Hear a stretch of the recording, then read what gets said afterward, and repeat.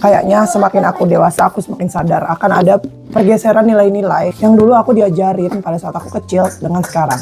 Entah apakah zamannya yang berubah atau memang terdapat grade dari mindsetku, aku juga nggak paham. Waktu aku kecil dulu, kalau aku bertanya di sekolah atau aku mengungkapkan rasa penasaran atau ketidaktahuanku, biasanya kita dianggap bodoh. Kita dianggap, oh gitu aja nggak ngerti sih. Tapi sekarang nggak kayak gitu loh. Aku malah berpikir, orang yang diem-diem aja, tapi dia nggak nanya, padahal dia nggak tahu, itu adalah orang yang bodoh yang sebenar-benarnya gitu.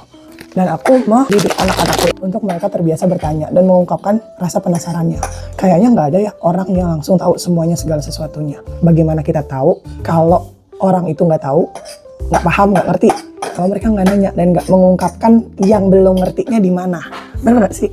Walaupun memang ada beberapa jenis pertanyaan yang bisa efektif atau enggak gitu ya. Jadi ada beberapa mungkin poin-poin yang aku barusan baca, aku barusan pelajarin yang bisa ngebantu kita untuk memberikan pertanyaan yang tepat. Karena kalau kita nanya aja salah, kita nggak bakal menemukan jawaban yang kita inginkan.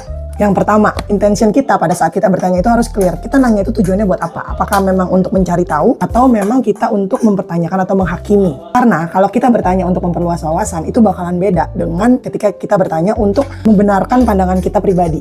Pertanyaannya juga bakalan beda. Kita baru bisa bertanya dan mendapatkan jawaban yang sesuai dengan kebutuhan kita kalau kita memang sungguh-sungguh menginginkan jadi tahu gitu. Jadi pengen taunya tuh bener-bener dan kita harus siap terima apapun jawabannya, walaupun kadang-kadang jawabannya nggak sesuai dengan apa yang kita yakini. Dengan pertanyaan yang tepat, kita bisa mengubah arah percakapan, kita bisa dapat banyak sekali informasi dari orang-orang yang ingin kita tanyakan. Tapi kalau dari bertanyanya aja udah salah, kita nggak bakal dapetin jawaban sesuai dengan arah yang memang kita ingin dapat. Kalau zaman dulu, aku diajarin bahwa anak yang bertanya, orang yang bertanya adalah orang yang bodoh. Cuman sekarang kayaknya, kalau kita bertanya, berarti kita rendah hati secara intelektual. Artinya kita mengakui bahwa ada begitu banyak yang kita belum tahu, dan itu makanya karena kita pengen tahu, makanya kita nanya. Ternyata bertanya itu nggak harus sama orang lain. Mungkin pertanyaan yang paling pertama yang harus diajukan adalah untuk diri kita sendiri, refleksi diri, sebelum kita mempertanyakan atau bertanya kepada orang lain.